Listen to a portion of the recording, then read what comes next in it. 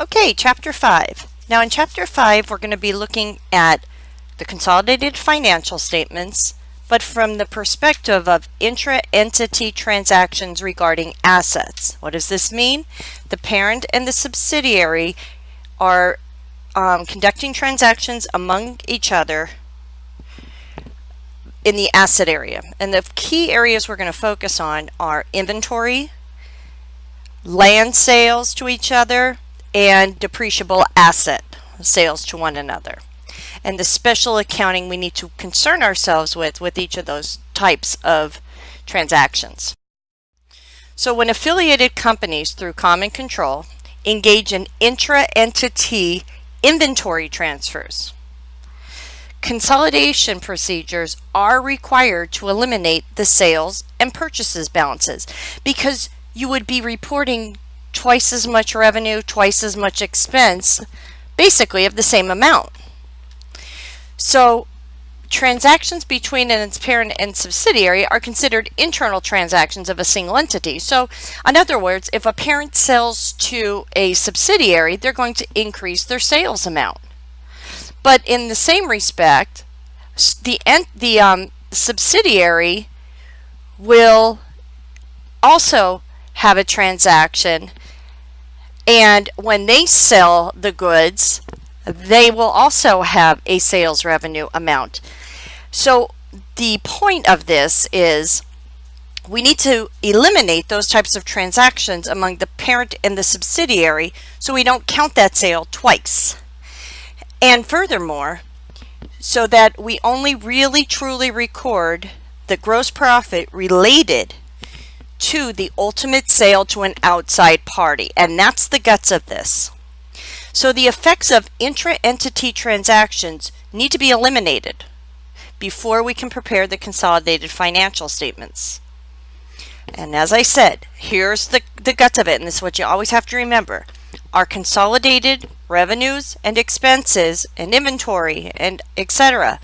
must reflect only transactions with outside parties.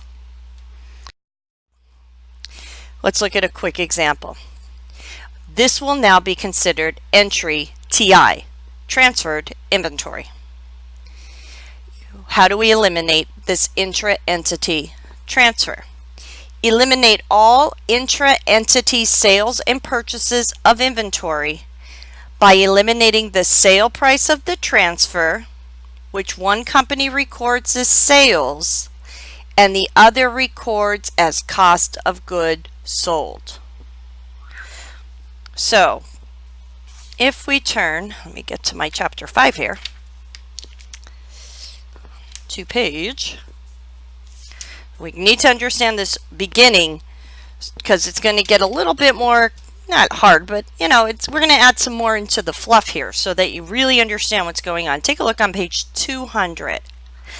It says to account for related companies as a single economic entity requires eliminating all intra-entity sales and purchase balance, just like we said. For example, if Arlington Company makes an $80,000 inventory sale to Zircon Company, an affiliated party, within a business combination, both parties record the transfer in their internal records as a normal sale/purchase. So, the following consolidated worksheet entry is necessary to remove the resulting balances from the externally reported figures. Cost of goods sold is reduced here under the assumption that the purchases account usually is closed out prior to the consolidation process. And that's key. So to the parent who sold the $80,000, that's a sale. Eliminate that. It's not a true sale. And then eliminate from the purchases account the purchase of the inventory. It's as if the parent never sold the inventory to the subsidiary. Okay? And so these transactions, it doesn't matter if it's the parent sold to the subsidiary or if the subsidiary sold to the parent. Now, that's assuming, number one, that the parent sold at the original cost, okay, to the subsidiary. And also that all of it was sold by the end of the year. So we kept it simple. Let's kick it up a notch now, right? Despite entry TI, transfer of inventory, ending inventory may still be overstated due to the transfer price exceeding historical cost. So intra-entity profits that remain unrealized at the end of the year must be removed in arriving at consolidated figures. We dealt with this under the entity of the equity method, right? So if an intracompany inventory transfer occurred and any of that inventory is still on hand, only the inventory that is actually sold should show gross profit. The inventory that's still on hand is unrealized gross profit and must be eliminated. So the consolidated company has earned the profit on any portion of the intra-entity transaction that was sold to unrelated parties. We don't include that here. It only makes the adjustment for the part that remains at the end of the year. Now, take a look on page 201. All inventory remains at year end. Let's look at an example here. In the preceding illustration, Arlington acquired or produced this inventory at a cost of $50,000 and then sold it to Zirkin, an affiliated company, at the indicated $80,000 price. Now, remember the prior example, they made it for $80,000 and they sold it to the subsidiary for $80,000. In this case, the parent is selling to the subsidiary and actually recording a gross profit. No, not a gross profit if the subsidiary has not, and the subsidiary in this case being Zirkin, has not sold it to an outside party, and that's what we're saying here. All inventory remains at year end. So when the parent records this sale, what are they doing? They're debiting sales, or I'm sorry, probably like an accounts receivable and a sales amount, and they're debiting cost of goods sold and crediting inventory. Well, you removed the sale portion in that first entry we just did, inventory transfer. But what about the gross profit here? Because the sale amount the parent records is $80,000. The cost of goods sold portion will be $50,000. On their individual records, they're recording a $30,000 increase in gross profit from this intra-company sale. You're not allowed. The parent can only show in the consolidated statement gross profit when the subsidiary actually sells that inventory outside the company. So journal entry TI solves this. So that's down at the bottom of the page on 201, you'll see. They're going to debit cost of goods sold, increase cost of goods sold, $30,000. If all the inventory has not been sold yet by the subsidiary, and credit inventory $30,000. Because gross profit would be overstated and inventory would be overstated. Now that's assuming here that all the inventory remains at the end of the year that was sold intra-company. Okay. And there's an example of the journal entry again.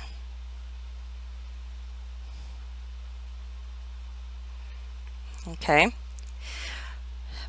That's entry G. Now, that was entry G on the previous one. We're going to handle this entry in a second because this is where we're going to kick it up another notch, throw some spice in. We handled in our prior transaction what happens if all the inventory remains. Okay, we have to remove all the gross profit off the consolidated statement. Single, individually, yeah, the parent had a $30,000 gross profit. But in a consolidated financial statement? No, they didn't, because all the inventory remains at the subsidiary. Now, what happens if only a portion of the inventory remains? Then only a portion of the gross profit that still remains must be removed in consolidation. So you would do that same journal entry, debiting cost of goods sold and crediting inventory, but only for the amount of gross profit that should not be recognized because the inventory is still there. If you look on the bottom of page 202, that gives you an illustration of that. To illustrate, assume Arlington transferred inventory costing $50,000 to Zircon, again for 80 grand. There you go. Gross profit on Arlington's book will be 30,000 on their individual. Assume further that by year end, Zircon has resold 60,000 of these goods to unrelated parties, but retains the other $20,000. From the viewpoint of the consolidated company, it has now earned the profit on only 60,000 of the 80,000 original sale. So, go to the next paragraph. Any gross profit recorded in connection with the 20,000 in merchandise that still remains is still a component within Zircon's inventory account. Because the gross profit rate was 37.5%, how do we get that? The original gross profit was 30,000 divided by 80,000. Remember, that's being recorded on the parent's books. Only a portion of that can stay there. The other has to be eliminated. This retained inventory is stated at a value of $7,500. The $20,000 sale value times 37.5%. So when some of the inventory is still there, only a portion of the gross profit needs to be eliminated, and that's what you see at the top of page 203. Okay, so in the year of the sale, that's what we have to look at. What inventory remains? Now, going forward into the next year, from a consolidated view, so when you add in year 2, when you do all of your consolidation, the buyer's cost of goods sold, so the beginning inventory component, and the seller's retained earnings accounts contain the unrealized profit and must both be reduced in entry *G. So what we do is, at the end of year 2, we debit retained earnings and credit cost of goods sold for the amount of the gross profit that was not realized last year. Why? Because within the individual company statements, remember last year, the individual company statements, the gross profit was already recognized by the parent and it was closed out to retained earnings. Well, by the end of year 2, that inventory is sold. So that portion of the gross profit must be recognized now. So we'll reduce retained earnings because there's too much in retained earnings for a consolidated view, and there's too much in cost of goods sold. We need to reduce cost of goods sold by that $7,500. Okay, so essentially we're recognizing now in consolidation the amount of the gross profit we couldn't last year. And we have to do this journal entry because on an individual company basis, that whole 30,000 was already recorded and closed out to retained earnings. We're just going to take it out of retained earnings and put it in as a gross profit in consolidation. Remember, this is not affecting the individual company's books. This is a consolidation entry. So, for intra-entity beginning inventory profits resulting from downstream transfers when the parent applies the equity method. So we're going into page 204. Parents' retained earnings are appropriately stated due to intra-entity profit deferrals and recognition. So if the parent is using the equity method, they aren't recognizing that profit. During the year, they're changing their investment account for that unrealized gross profit and reducing their revenue in a true equity method. So the individual parent will be okay. The subsidiary's retained earnings reflect none of the intra-entity profit and require no adjustment. The parent's investment account at the beginning of year 2 contains a credit from last year's unrealized profit. So that entry, the asterisk G, transfers the year 1 investment account credit to year 2 earnings credit via cost of goods sold. So what they're saying here is if this is a downstream transfer and the parent uses the equity method, we would be debiting the investment in subsidiary in year 2 for this journal entry and crediting cost of goods sold in the elimination for the end of year 2. I know this is getting funky, but this is what happens. So we need to know how much inventory was unrealized as far as gross profit goes in the prior year. How does the parent account for the investment? In the prior journal entry, we used retained earnings. But when it's a downstream, that's more of an upstream. In downstream, since these transactions throughout the year directly affect the investment account, this is when we will be fixing them. Now, worksheet entries to eliminate your sales and purchase balance, entry TI, transfer of inventory, and to remove unrealized gross profit from ending inventory in year 1, entry G, are standard, regardless of the circumstances of the consolidation.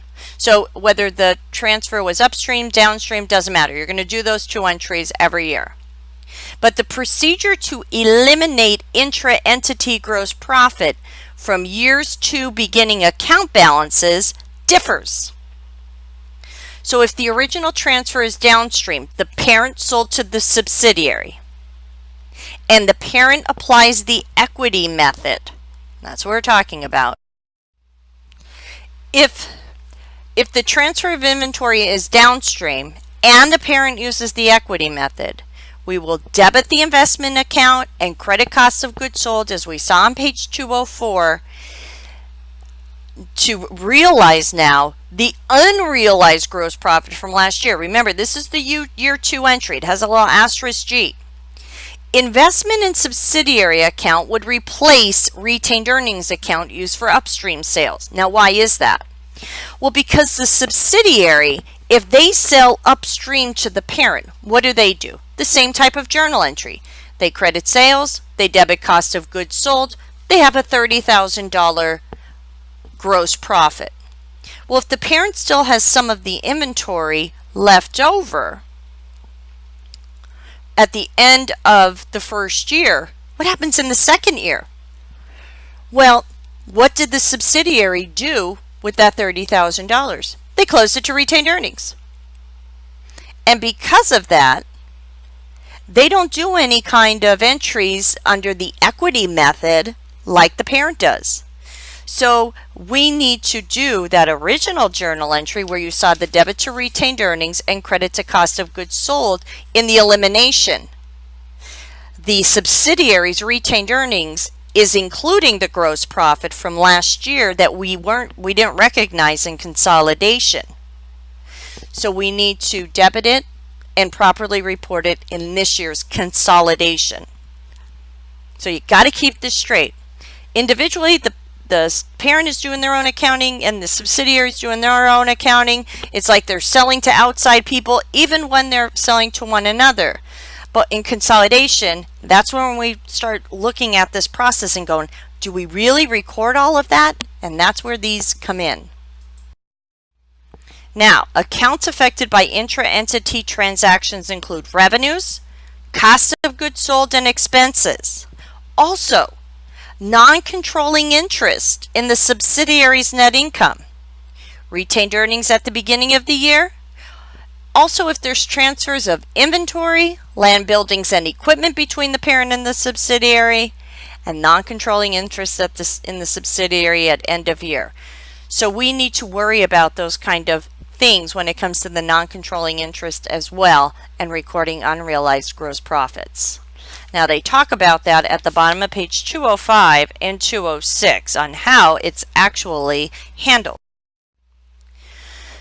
According to the FASB, the amount of intra-entity profit or loss to be eliminated is not affected by the existence of non-controlling interest. So what they're saying here is, you pick. The complete elimination of intra-entity gross profit or loss is consistent with the underlying assumption that consolidated financial statements represent the financial position and operating results of a single entity. The elimination of the intra-entity profit or loss may be allocated, though, proportionately between the parent and the non-controlling interest. So, the FASB is basically saying you could look at it as if it's 100% owned, or you could look at it from the other perspective. And on page 206, they talk about this. And this is the way it's usually handled. If the parent sells, and this is on the third paragraph down, if a transfer is downstream, a logical view would seem to be that the unrealized gross profit is that of the parent company. The parent company does not have a non-controlling interest. So eliminate all the profit, the gross profit, assuming the inventory is still at the subsidiary. However, if the subsidiary sells the inventory to the parent, some of that gross profit should be allocated to the non-controlling interest because they're a party to that subsidiary's income. The subsidiary's financial records would recognize the full gross profit, but what about consolidation? In the textbook, the non-controlling interest share of consolidated net income is based on the reported income of the subsidiary after adjustment for any unrealized upstream gross profits. Upstream meaning because the sale occurred from the subsidiary to the parent. So how does that all jive out here? Well, if the $40,000 unrealized gross profit, because the return to large and small company. If the $40,000 unrealized gross profit, and that's an example up at the top of the page, results from an upstream sale from the subsidiary to the parent, only $60,000 of Small's $100,000 reported income actually has been earned by the end of the year because there's a $40,000 gross profit component. How much should be eliminated of that $40,000? The allocation to the controlling interest of that $40,000 should be $18,000. So in elimination, the other $22,000 would be eliminated. So it all depends on how the inventory was sold. If there's a non-controlling interest. When we first started looking at this, we took it from the perspective of the inventory was owned, or the company was 100% owned. The subsidiary was 100% owned. Now, more of these types of factors make it a little bit more technical. So we need rules and an understanding of them. Now, the next couple pages are great illustration of this intra-entity unrealized profit from downstream and upstream. Under the assumption, and be careful of this, first the parent uses the equity method. And then the parent is using the initial value method to account for their investment. And let me see if they do the partial equity. I think they did. Remember, well, maybe not. It was the initial value and the equity method. So let's look at an example here. Top company acquires 80% of the voting stock of Bottom Company on January 1, 2012. So their first year is 2012. Top pays $400,000. The acquisition date fair value of the non-controlling interest is $100,000. Top allocates the entire $50,000 excess fair value over book value to a database that has a 20-year remaining life. Now, the subsidiary reports net income of $30,000 in 2012 and $70,000 in 2013. Now, the illustration in your book will be for December 31st, 2013. And right now I'm looking at page 210. Dividend payments are $20,000 in the first year, $50,000 in the second year. There is a debt between the two companies of $10,000. And here's the inventory transfers between the two companies, assuming a downstream, parent sold to the subsidiary. During 2012, the parent sold, charging the subsidiary $80,000, but the inventory had a cost of $60,000. So their gross profit was $20,000. The year-end inventory balance, the amount remaining, is $16,000. So the gross profit percentage that will be for unrealized profit, $4,000. In 2013, the parent sold to the subsidiary for $100,000 inventory that cost them $70,000. The parent has a profit on their books this year in 2013 of $30,000. $20,000 of that inventory remains at the end of year 2. That is a 30% gross profit. So the amount of gross profit that should not be recognized by the end of the year is $6,000. Okay. So, what entries need to be done? Well, they do go through our normal entries. T1. Okay, so first of all, on page 209, your PowerPoint just skipped right to the asterisk for the second year. So, I'm sorry, in T1, in year 2, we have to eliminate that sale. So we're going to debit sales, credit cost of goods sold or inventory wherever the subsidiary reported that $100,000. Entry G. We need to eliminate the part of the gross profit should not be recognized this year from the elimination. So we're going to debit cost of goods sold, increasing the expense, and credit inventory. Now, what else needs to be done? At the end also, so that $6,000, remember, represents the amount that was unrealized last year. Well, it needs to be realized this year. And it's not physically on the parent's books anymore. That was handled last year on the parent's books. Where was it handled? I'm sorry. I'm so sorry. I'm jumping ahead because I'm looking at asterisk G. Now, that was on this year's book, so we need to eliminate it. Now, how do we handle last year's unrealized gross profit? Well, we're going to increase the investment in bottom because the parent is using the equity method, so they have a decrease right now in their investment account for the part of the unrealized profit that they weren't recognizing from last year. We'll increase it and then decrease cost of goods sold in elimination. So we're going to show that $4,000 profit in consolidation. In consolidation this year that was not allowed last year. Was reported on the parent's books last year, but we need to get it recorded this year in consolidation.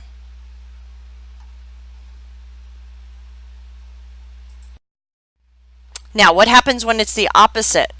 There's your TI, your transfer of inventory, just like before. And also, we do the same journal entry. Remember we said if the transfer is upstream or downstream, these first two entries are the same. Remove the sales and cost of goods sold in the consolidation process, and then debit cost of goods sold, credit inventory for the unrealized gross profit for this year. But what about last year's gross profit that was not realized? And of course, okay. Okay. Here. Entry G reduces bottom's beginning 2013 retained earnings balances and decreases cost sold. And there it is. Gosh, I gave you 4 slides on that. As of January 1, 2013, we need to debit the retained earnings because right now in the subsidiaries retained earnings beginning balance, they have that $4,000 from last year. And if you said, well, we eliminate it. Yeah, we eliminated it on a worksheet. We didn't eliminate it out of bottoms, the subsidiaries' actual retained earnings. We're doing that now in our second year of consolidation. And we'll credit cost of goods sold. Now we could recognize that. So the difference there is between how the inventory was transferred. There it is again. Downstream, upstream. Now, Entry S eliminates a portion of the parent's investment account and provides the initial non-controlling interest balance. And we've done that in previous chapters. So the entry also removes stockholders' equity accounts of the subsidiary as of the beginning of the current year.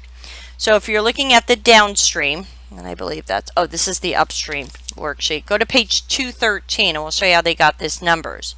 150,000 was the common stock of the subsidiary.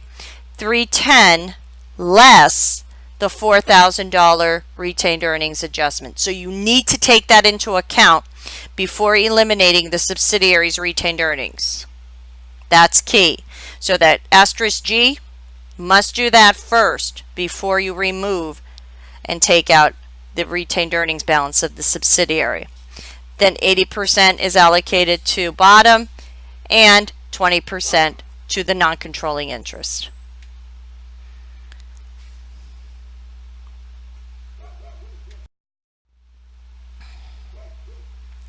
Now, the downstream transfer, if you flip back to that on page 210, you don't have to do any kind of business with the retained earnings of the subsidiaries. So you use the balance of their account, debit that to eliminate it, debit the common stock account for the subsidiaries balance, and then 80% would be distributed to the investment account and 20% to the non-controlling interest. Okay, so that is how we handle inventory. I strongly urge you to really read through those pages for upstream and downstream transfers and these new entries and post any kind of questions you have. What we're going to do now is move on to land transfers between a subsidiary and a parent. This is starting on page 220. If land is transferred between the parent and subsidiary at a gain, so it's a downstream or upstream, the gain is considered unrealized and must be eliminated. Not until that land is sold to an outside party is any of that gross profit ever recognized. So here's the deal with this entry. That land may never be sold to an outside party. So you got to do this entry every year.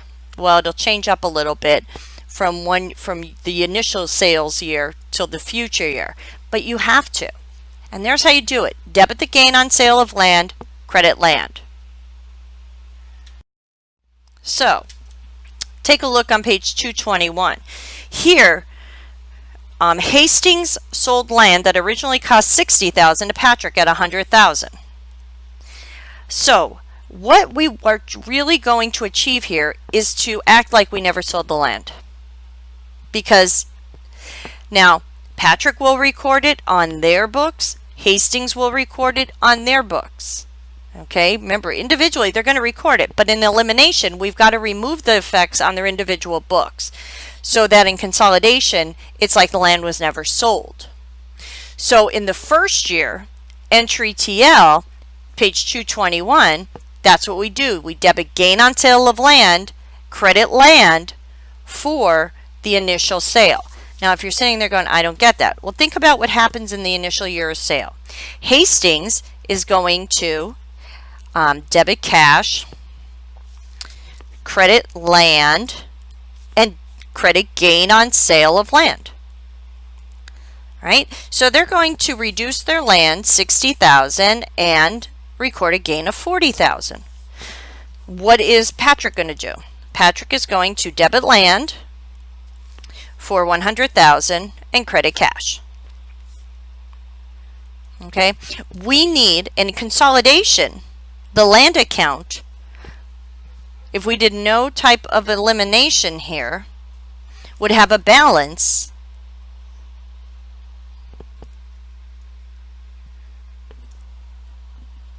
what am I doing here? 100,000. Land 100,000. Yes.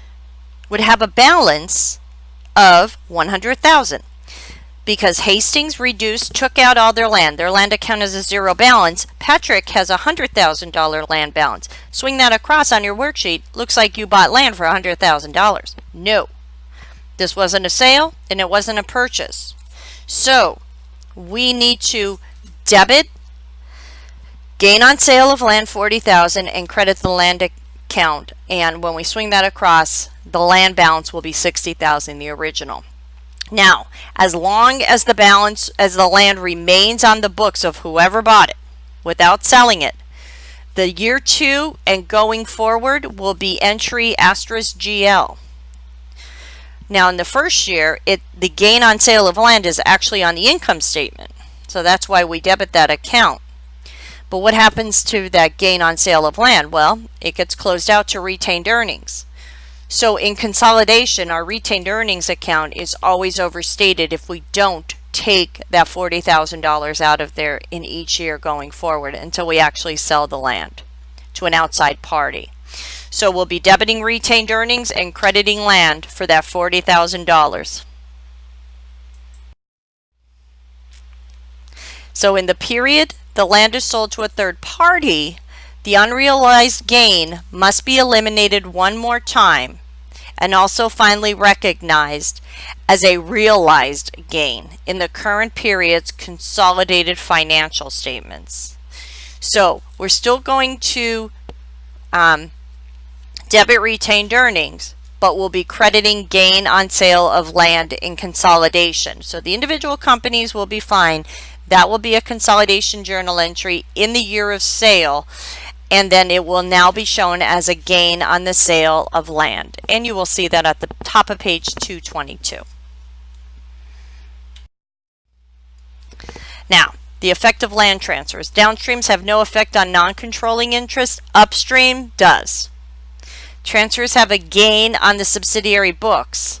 So if it's upstream, the non-controlling interest balances are based on the sub's net income, excluding the intra-entity gain. So you could take a look and read through that. I'm moving on to depreciable assets. I'm just giving you the guts. When it comes to a company selling to its subsidiary or vice versa, depreciable assets, there's a couple things we need to worry about. So we're going to set you up with an example. Able Company and Baker are related. Able purchased equipment for $100,000 several years ago and has recorded $40,000 of depreciation since that time. So this is important. Right now, that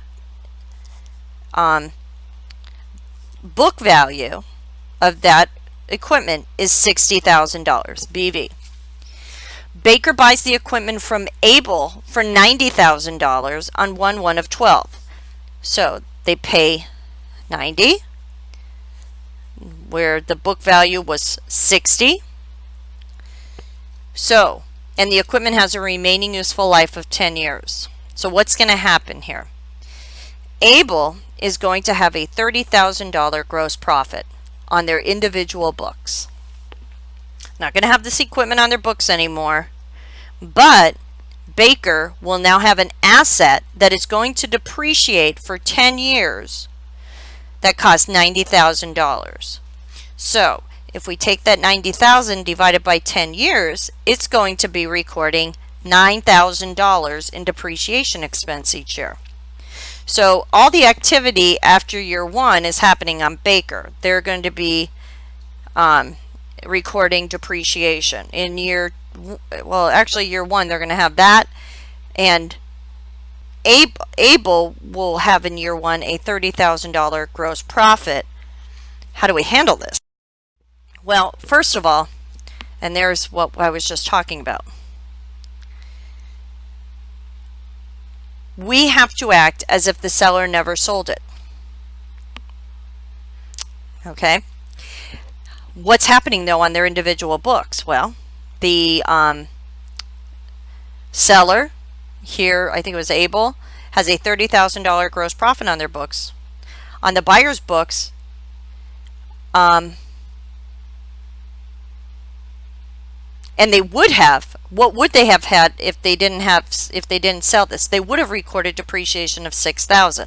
On the buyer's books, they now have an equipment asset at a cost of $90,000, and the buyer will be recording $9,000 per year on their individual books. We have to eliminate all that stuff so that it's like they never sold it. That's where it gets. So in the year of transfer an asset, in the year of transfer, here's entry TA. Unrealized gain must be eliminated and the assets restated to original historical cost. So what does that mean? Well, remember, what did the parent do when they sold this, or whoever? What did Able do? Able credited equipment for $100,000. They debited accumulated depreciation for $40,000 and recorded a gain. What did Baker do? They debited equipment for $90,000. Well, what we have to do is get the equipment back up to the original cost of $10,000 in elimination. So the balance of equipment on Able is 0. The balance on Baker is $90,000. So in this entry needs to increase the equipment account $10,000. There's no accumulated depreciation recorded anywhere on the parents or the because the parent took it off when it sold it, or the subsidiaries books. We need to restate or put that accumulated depreciation back on by crediting accumulated depreciation. And then we need to eliminate that unrealized profit, because we don't realize profit until it's sold to a third party, just like the land. So and for this consolidation entry, you'll be debiting gain on sale of equipment. Now, in addition, the buyer's depreciation is based on this inflated transfer price. The excess depreciation expense must be eliminated. There should only be depreciation expense in consolidation as if the sale never occurred. We said the parent, Able, was recording $6,000 in depreciation each year. They don't have anything on their books this year. Individually, the subsidiary has $9,000, $3,000 more than what was originally usually recorded for this. So what we have to do, debit accumulated depreciation, credit depreciation expense in consolidation to remove the effects of the excess depreciation based on the sale that shouldn't even be recorded as a sale in consolidation. Now, in years following the transfer, equipment is carried on the individual books at a different amount than on the consolidated books. The amounts change each year as depreciation is computed. So to get the worksheet adjustment, you need to compare the individual records to the consolidated record. For instance, the parent should have the records should be for the equipment cost should be $100,000, and that's what the consolidated perspective is saying. It's right now only at $90,000 because the subsidiary hasn't recorded what it originally bought it at. So the entry for consolidation will be a $10,000 increase to the equipment. The accumulated depreciation account on the books of the company that bought it is $18,000. First year $9,000, second year $9,000. So total depreciation, accumulated depreciation in this case, is $18,000. How much should be in that account as if the company never sold it? Well, it started when the company sold, when Able sold it to Baker, it had a $40,000 balance. Well, we would have recorded $6,000 last year and $6,000 this year of depreciation. So the balance should be $52,000. So you need to increase accumulated depreciation $34,000. Depreciation expense right now stands at $9,000. It should only be $6,000. So you need to decrease depreciation $3,000. And then your offset will be the balance of retained earnings. Retained earnings, the original gain was $30,000 on able sellers' books, less the $9,000 plus the $6,000. Okay, so the balance, well, let's say here, that $21,000 represents, I'm sorry, the individual records in the beginning balance of the subsidiary.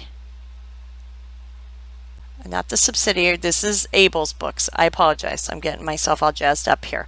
But as of 1/1/13, Abel's individual records show a $30,000 positive profit in the retained earnings minus from $9,000.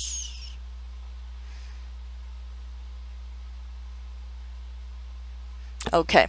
So $21,000, it's not Abel's, it's Abel's and Baker's added together. The individual records, the beginning balance of retained earnings for Baker and Abel added together have an effect from this transaction of $21,000 positive. So there's more in retained earnings when you combine those two than there should be. Why? $30,000 is on Abel's books. That shouldn't be there. And Baker has $9,000 more in depreciation than they should have. What should be in there, a retained earnings should have only been decreased by $6,000 of depreciation from last year. I hope that makes sense. So what do we have to do? Increase, or we have to eliminate, eliminate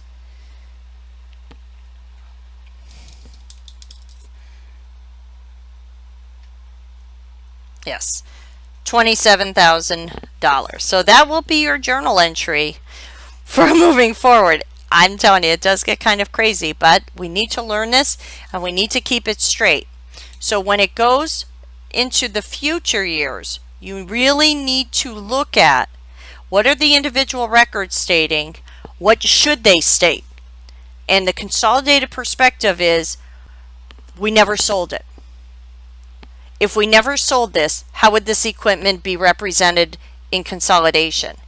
And then based on the differences between those two, you will then do an adjustment. So there's some more information. And there is the adjustment to fixed assets and depreciation expense must be made in each succeeding year as stated. There is your entry ED, subsequent years. So excess depreciation. So every year you're going to be debiting accumulated depreciation, crediting depreciation expense, and consolidation, because the subsidiaries reporting $9,000 should only be reporting $6,000 in consolidation. Now, if the transfer is downstream and the parent uses the equity method, then their retained earnings balance has already been reduced for the gain, and we would adjust the inventory account instead in that subsequent year. So it depends on how the parent accounts for the investment itself, because all of these unrealized profits would be directly recorded and change the investment account. And that's the key here.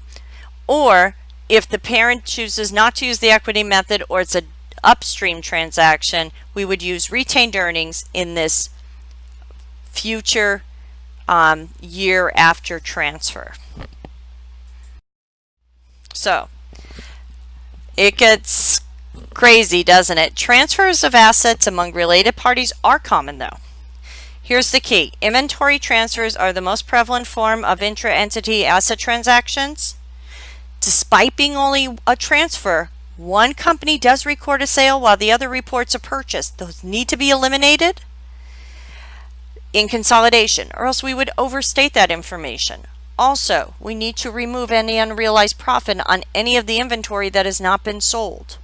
And depending on how the inventory was originally sold, upstream or downstream, will dictate how we complete those journal entries. Also, any past year unrealized profit will now be recognized in consolidation. And we looked at that, asterisk G, I think it was. Transfers of depreciable assets create the additional accounting issues because of depreciation expense. Remember, the key is for land and depreciable asset transfers, we need to pretend, and in consolidation, report the asset as if it was never sold. So all the effects from the sale of those transactions between the two companies must be eliminated during consolidation. So take a look through your chapter. If you have any questions, you could post them out to the discussion board.